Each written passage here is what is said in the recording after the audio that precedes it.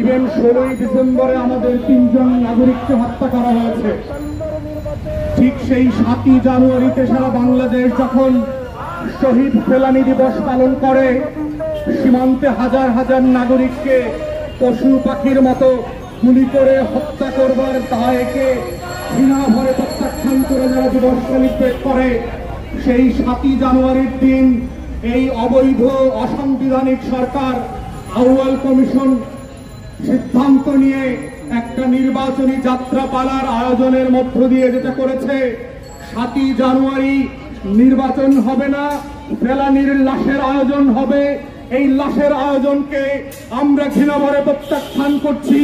7ই জানুয়ারি নির্বাচন হবে না। 7ই জানুয়ারিতে 20 কোটি মানুষের লাশ সীমান্তে ঝুলে থাকবে। 7ই জানুয়ারিতে কোনো নির্বাচন হবে না। অমিয় দাসরা স্বাধীন বাংলাদেশের হাজার হাজার নাগরিককে হত্যা করার উল্লাস করবে। 7ই জানুয়ারি কোনো নির্বাচন হবে না। শহীদ ফেলানীর লাশের মতো 20 কোটি স্বাধীন নাগরিককে, 12 কোটি ভোটারকে লাশের মিছিলে সামিল করবার আয়োজন করা হচ্ছে। 7ই জানুয়ারি কোনো নির্বাচন হবে না। ফেলানীর মতো স্বাধীন বাংলাদেশে সীমান্তে আহত করে হত্যা করে ঝুলিয়ে দেওয়া হচ্ছে। 7ই জানুয়ারির ফেলানী দিবসে আমার স্বাধীনতা সার্বভৌমত্বকে নিহত করে হত্যা করা হচ্ছে। 7ই জানুয়ারির নির্বাচন তাই নির্বাচন না, ফেলানী দিবসের এই জাতীয় আয়োজনে নির্বাচনের মধ্য দিয়ে এই অবৈধ সরকার বাকশালীরা বাংলাদেশের স্বাধীন নাগরিকদেরকে বলতে চাচ্ছে, আমি তোমাদেরকে ওই নিহত ফেলানীর মতো করেই ট্রিট করি। তোমার লাশ চলবে, কিন্তু আমি নির্বাচন দেব না ভালোভাবে। ওই ফেলানীর লাশের মতো করে আজকে বাংলাদেশের স্বাধীনতা সার্বভৌমত্ব কাটা তারে ঝুলে আছে। ওই ফেলানীর লাশের মতো বাংলাদেশের জাতীয় স্বার্থ আজ কাটা তারে ঝুলে আছে। ওই ফেলানীর লাশের মতো বাংলাদেশের 20 কোটি মানুষের আশা আকাঙ্ক্ষা ফেলানীর লাশের মতো ঝুলে আছে। ওই ফেলানীর লাশের মতো করে সারা বাংলাদেশ আজ এক অবরুদ্ধ গাজায় পরিণত হয়ে গেছে। এই দায় বাকশালের, এই দায় আওয়ামী লীগের। তাই দেশবাসীকে বলছি, 7ই জানুয়ারি হচ্ছে আগামী বাংলাদেশের 50 বছরের শত্রু মিত্র নির্ণয়ের দিন। 7ই জানুয়ারি ঠিক হবে নতুন বাংলাদেশের রাজাকার কারা। 7ই জানুয়ারি ঠিক হবে নতুন বাংলাদেশের আলবদর কারা। 7ই জানুয়ারি ঠিক হবে ভোটচোরেরা নব্য হানাদার বাহিনীতে পরিণত হয়েছে। 7ই জানুয়ারি ঠিক হবে বাংলাদেশের শত্রু কারা, বাংলাদেশের মিত্র কারা। 7ই জানুয়ারি ঠিক হবে বাংলাদেশের বিদেশি বাটপাররা কারা কারা এই দেশকে পরাধীন করবার আয়োজন করছে।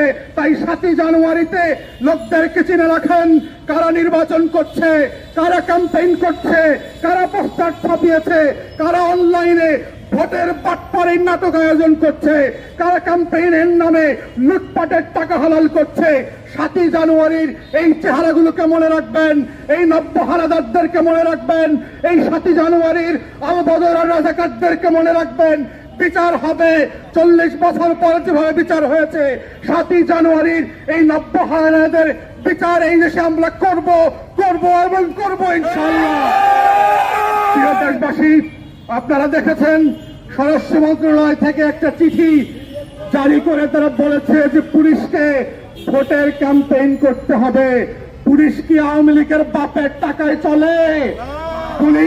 পুলিশ কি এই দেশে আওয়ামী লীগের সম্পত্তি, না আমার জনগণের প্রজাতন্ত্রের কর্মচারী? কার টাকায় চলে? গণভবন থেকে আওয়ামী লীগের 32 নম্বরের অফিস থেকে পুলিশের টাকা দেওয়া হয়, রাজস্ব ভবনের কর আর ভাটের টাকা দিয়ে তাদের বেতন দেওয়া হয়। পুলিশ কারো বাপের সম্পত্তি না। যে সকল পুলিশ অফিসাররা সতর্ক করে দিচ্ছি, বাকশালের এই অবৈধ নির্বাচনে মাইকিং করবেন, প্রচারণা করবেন, ভোট কেন্দ্রে মানুষকে ভয় দেখিয়ে নেবার চেষ্টা করবেন, আপনাদের নাম সহ জাতি মনে রাখবে। বিচার থেকে মাফ পাবেন না, বিদেশি স্যাংশন থেকে আপনারা মুক্তি পাবেন না, আপনাদের তালিকা করা হচ্ছে। অতএব সাবধান হন। বাংলাদেশের স্বাধীন দেশের প্রজাতন্ত্রের কর্মচারী হিসেবে চাকরি করবেন, আওয়ামী বাকশালীদের লুটেরাদের সঙ্গে হবেন না। 7ই জানুয়ারির ফেলানী দিবসে স্বাধীনতা সার্বভৌমত্বের বিরুদ্ধে এই যে নির্বাচনী নাটক হচ্ছে, এই নাটকের অভিনেতা অভিনেত্রী হবেন না।